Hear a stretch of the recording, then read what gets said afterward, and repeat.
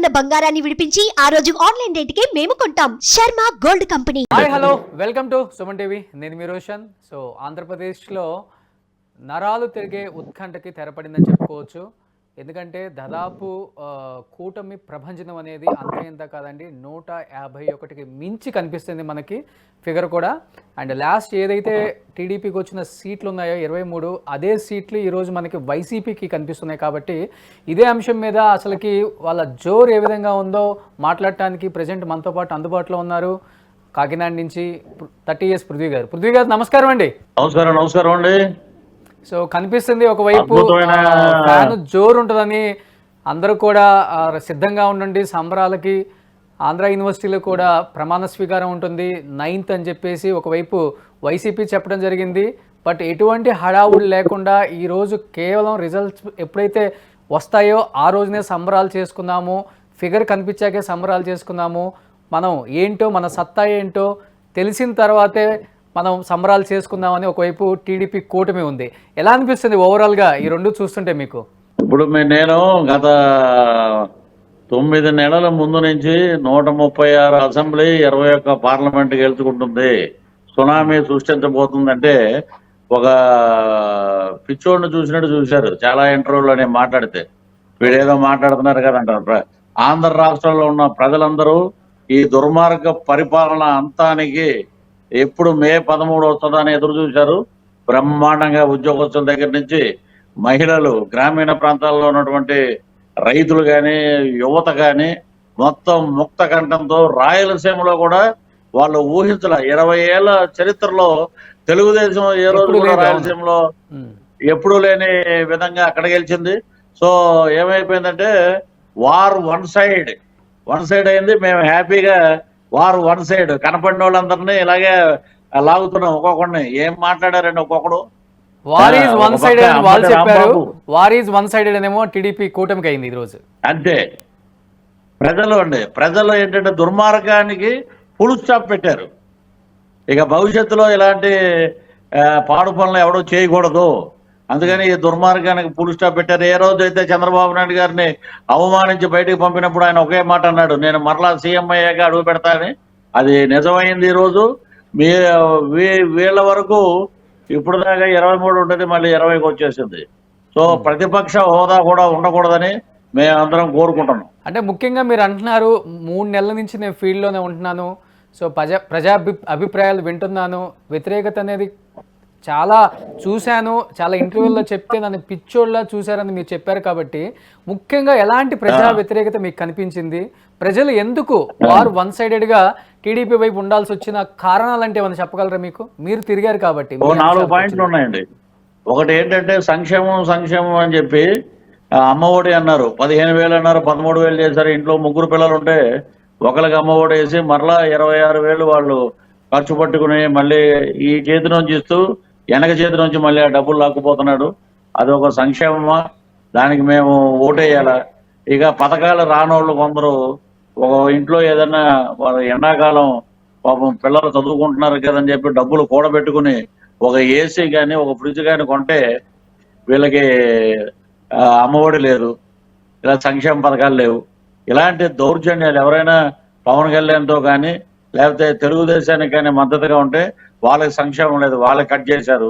అలాగే ఎస్సీ ఎస్టీలో కూడా SC ST plans వాళ్ళకు ఉన్నాయి. అంబేద్కర్ విద్యాదేవన్ అని చెప్పి ఫారిన్ కంట్రీలకు వెళ్ళి చదువుకునే పిల్లలు చాలా మంది ఉన్నారు. వాళ్ళందరినీ కూడా జగనన్న విద్యాదేవన్ అని దాంట్లో ఉన్న సబ్ ప్లాన్స్ అన్ని తీసేసి 5-6 పెట్టారు. ఇక్కడ ఎస్సీ ఎస్టీలో కూడా వాళ్ళు నేను ఫస్ట్ చెప్తాను, 36 రిజర్వ్డ్ కాన్స్టిట్యున్సీలో 18 నుంచి 19 స్థానాలు కూటమి పట్టుకెళ్తుందని ఈ రోజు 20 స్థానాలు పట్టుకుపోయింది, 20 పై స్థానాలు.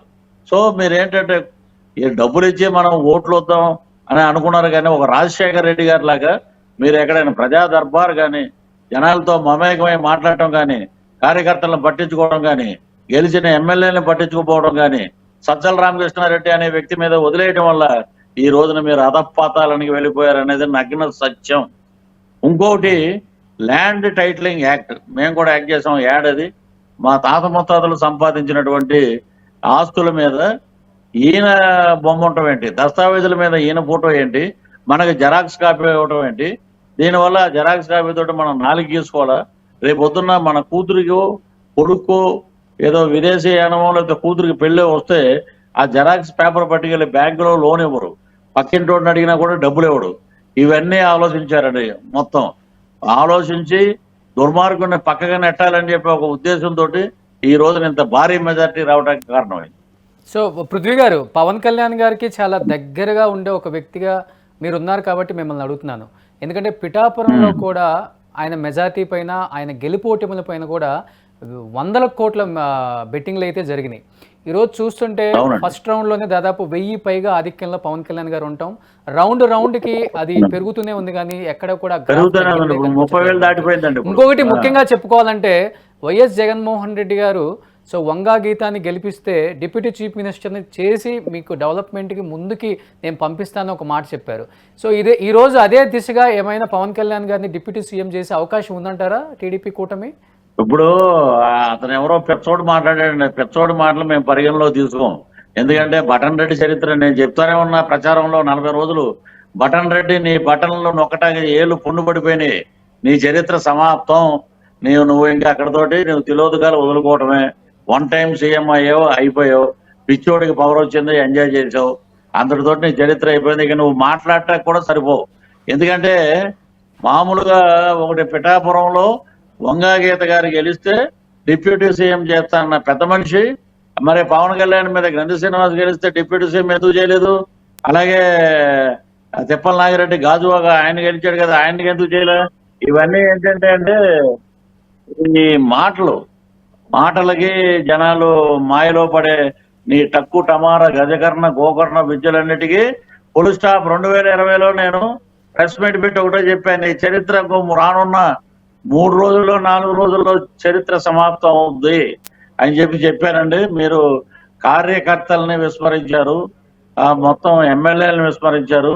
మీరు ఏదో డబ్బులు ఏదో వస్తున్నాయి, డబ్బులు ఇస్తున్నాం, డబ్బులు ఎవరికి ఇస్తున్నారు మీరు? ఇవన్నీ తిరుగుబాటుగా వచ్చినాయి.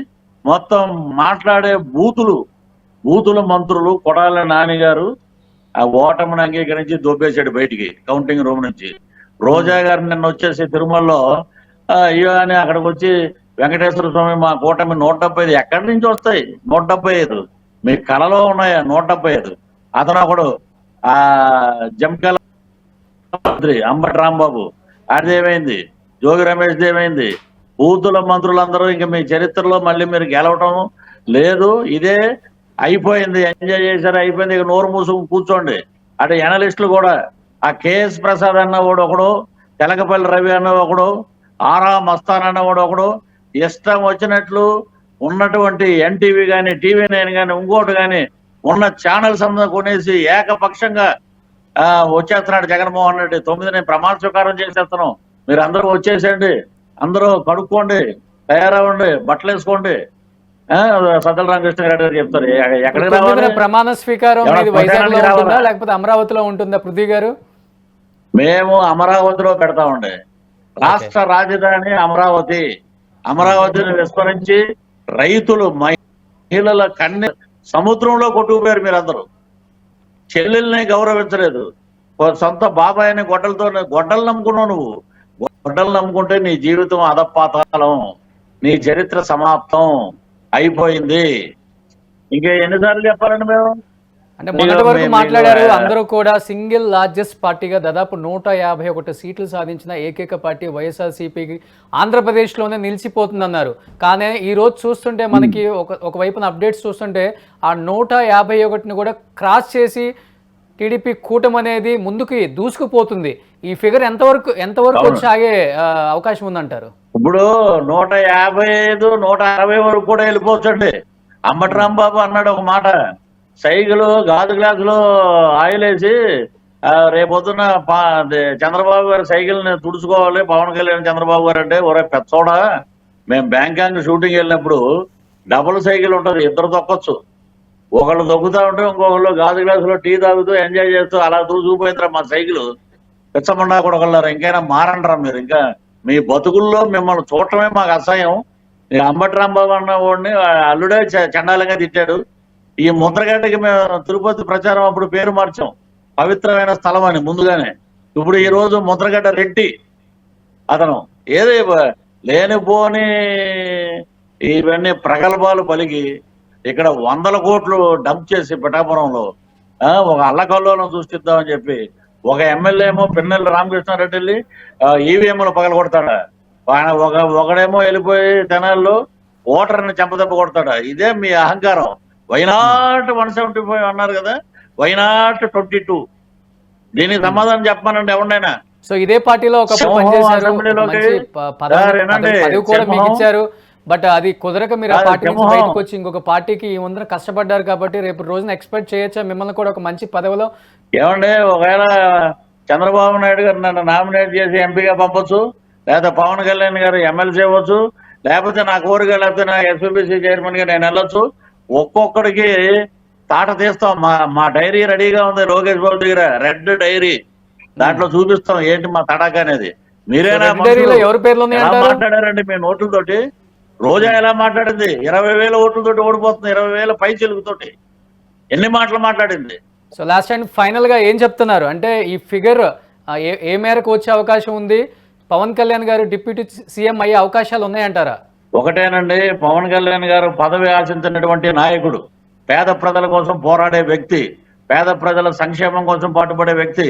కాబట్టి ఈ రోజు పవన్ కళ్యాణ్ అనే వ్యక్తి ఒక ఆంజనేయ స్వామి పవనంలోనే ఉంది, పవనం గాలి. ఆంజనేయ స్వామి వెళ్ళి లక్ష్మణుడు మూర్చపోతే ఒక సంజీవిని తెచ్చి రాజమండ్రి సెంట్రల్ జైల్లో ఉన్న చంద్రబాబు గారి దగ్గర పెడితే ఈ రోజు టీడీపీ మొత్తం కూటమంతా అదిరిపోయేటట్టు ముందుకెళ్ళింది. సంజీవిని అంటే పవన్ కళ్యాణ్, పేద ప్రజల దైవం అంటే పవన్ కళ్యాణ్.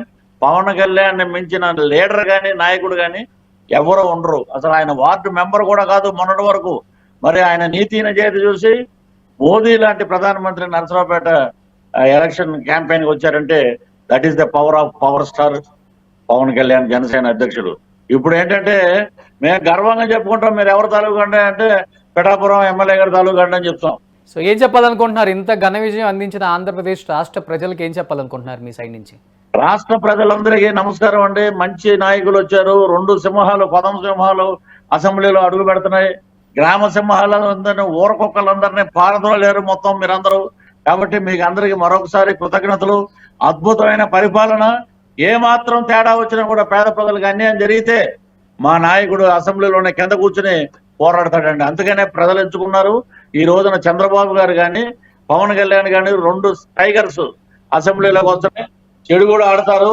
అద్భుతమైన ప్రజారాజ్యం, రామరాజ్యం, అద్భుతమైన పరిపాలన. పేదవాడికి కంబైన్డ్ మేనిఫెస్టోలో ఏమున్నాయో అవన్నీ అమలుపరుస్తారు.